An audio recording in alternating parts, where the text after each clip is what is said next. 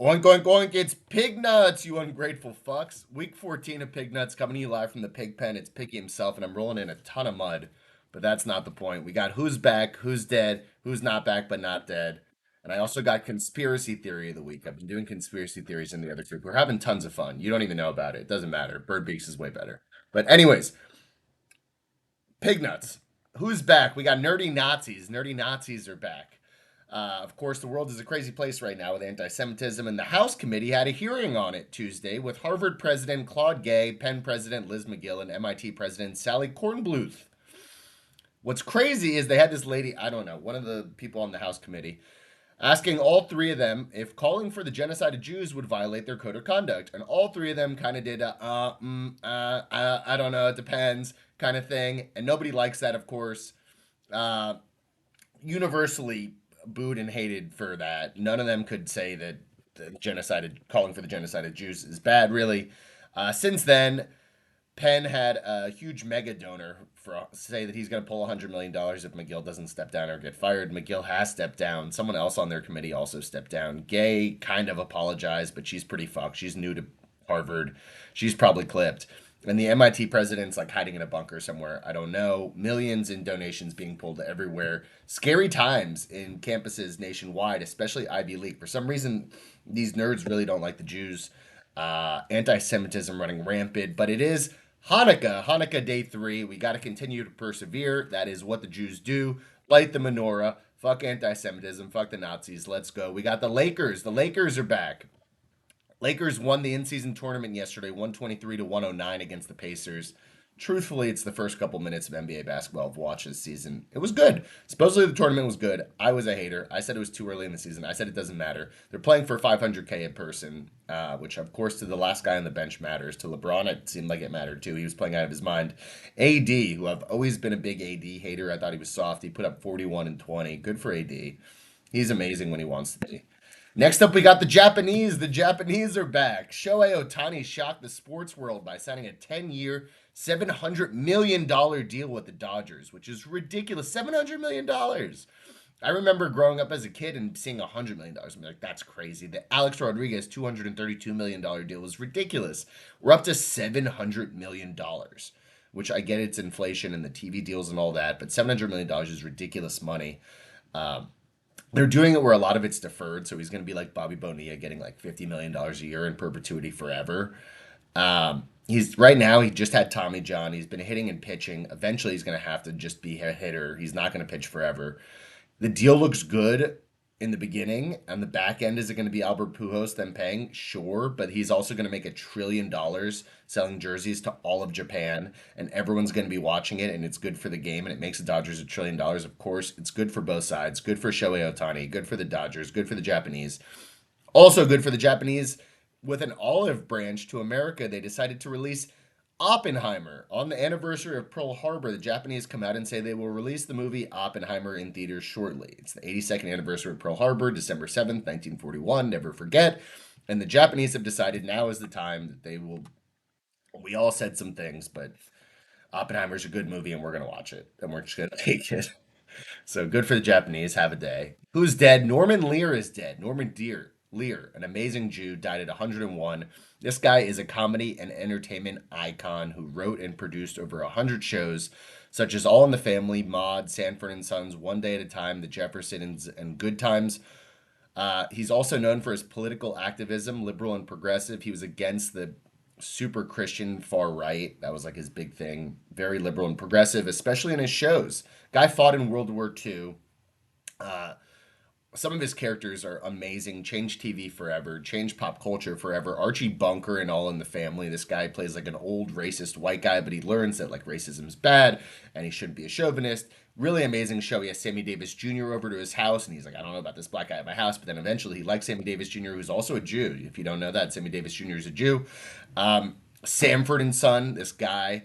Red Fox, who's an amazing comedian. At the time, this is the 70s and the 80s, and he's making these black shows. Good Times, the first African American two-parent sitcom. He's making these at a time where it's not super comfortable to make these. The Cosby Shows doesn't get made without Norman Lear, and I know Cosby kind of canceled, but still, none of these shows are getting made without Norman Lear putting these out in the 70s and 80s. These are amazing television shows.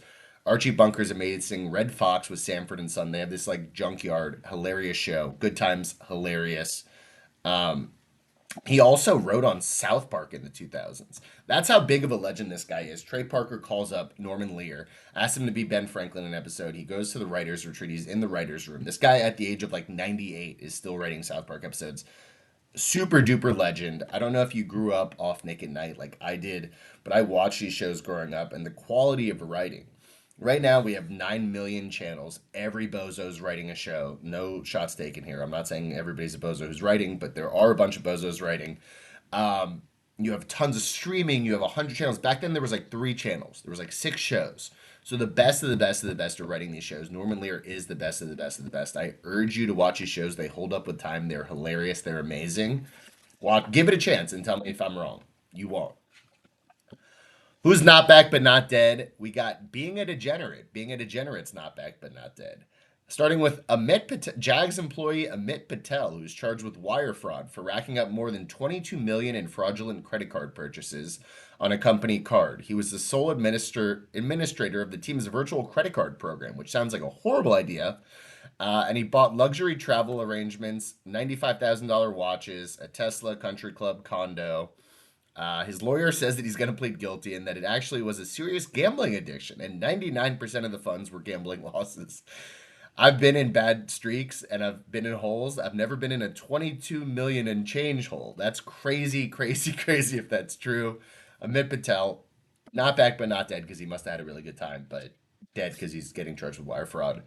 Next up, we got Hunter Biden. Talk about degenerates. King degenerate scumbag Hunter Biden. New indictment, 9 charges, 3 felonies, 6 misdemeanors. Being charged mostly with tax evasion. Already facing gun charges. But the gun charges are pretty sketchy. It seems like they're throwing that charge at him for no reason. He should have said when he was buying his gun that he's like a drug user or something. I don't know if that's going to stick. But not great to have 9 indictments against you. 9 charges, new indictments. News comes out he spent $872,000 on prostitutes, porn, and sex club memberships, and took out 1.6 million from ATMs. You know how hard it's hard to take out 1.6 million in ATMs. You max can take out like 1,000 in ATMs. He's going to ATMs like multiple times a day. That's super duper degenerate. Must have been amazing to party with. If you put together a group of who you want to party with, he has to be up there. I mean, legendary stuff out of Hunter Biden. Not great for Joe Biden. Not really great for Hunter Biden, but legend. Lastly, we got pump up speeches. Pump up speeches. A report came out that in 2019, Sean McDermott, coach of the Buffalo Bills, while trying to get the squad to play more like a team, used the metaphor of 9/11 terrorists as a good example of teammates in communications. He said they were all able to get on the same page. Of course, comparing your team to 9/11 terrorists in a positive light is not ideal. I don't know how this report just came out, but he's having to backtrack a lot on that. Not good for him. Not good for the Bills. Bills' window's closed, by the way. They're frauds. They're done. Josh Allen regressed. Conspiracy theory of the week. This is an oldie but a goodie. I'm sure you guys have all heard this. But Princess Diana's death was no accident. When Princess Diana, a beautiful young royal outsider known as the People's Princess, was killed in a car crash in Paris 1997, 1 year after her divorce from Prince Charles, conspiracies immediately abounded. The specifics vary, but the crux of most Diana related theories is this. The car accident that killed her was not an accident. At the time of her death, she was dating Dodi Fayed, an Egyptian film producer who died in the limo alongside her, who was supposedly planning to propose to Diana the night of the accident. In a court witness statement, Dotti's father, Mohammed Al Fayed, said they were killed because the monarchy couldn't stand the thought of Diana and Prince Charles's sons, heirs to the British throne, having a stepfather who was Egyptian and Muslim. Of course, Queen does not fuck with any of that. First of all, having a divorce while you're princess is super duper frowned upon. Secondly, getting engaged to some Muslim Egyptian guy, definitely not cool. They hit her 100%. Dottie's father also claimed Diana was pregnant at the time of the crash. They do not want British Muslim kids running around either. For sure they killed her. Though the coroner who examined Diana said she was not. Coroner in on it. Another theory is that the limo driver Henry Paul, who was drunk at the time of the accident, intentionally crashed the car. Because Paul was the head of the security at the Ritz Hotel in Paris, where the couple had departed from just prior to the crash, conspiracy theorists believe he may have been on the payroll of National Intelligence Service Group that wanted Diana dead. Other theorists believe that Diana's medical care after the crash was deliberately sabotaged. For conspiracy theorists in the U.S., this idea arose from the differences between French and American approaches to emergency care. In France, protocol dictates that emergency medical personnel attempt to stabilize a patient before transferring to the hospital. In the US, getting to the hospital first is the priority. Because Diana was treated at the scene and not immediately rushed to the nearest hospital, some think this was proof she was purposely killed. Out of all those conspiracies, I don't know which one is right, but I do think she was for sure killed. On to matchups and bets. I didn't do any of this research yet. Give me a second. Right now, it's me and Vivek in the 1 and 2 spot. Love to see that. Do not. Right now, I am projected to beat Vegas Shemmer 115, 104. Lock up that buy. Hopefully, I got that. Isaac projected 96, 106 to Avi. Need him to lose, just in case I lose.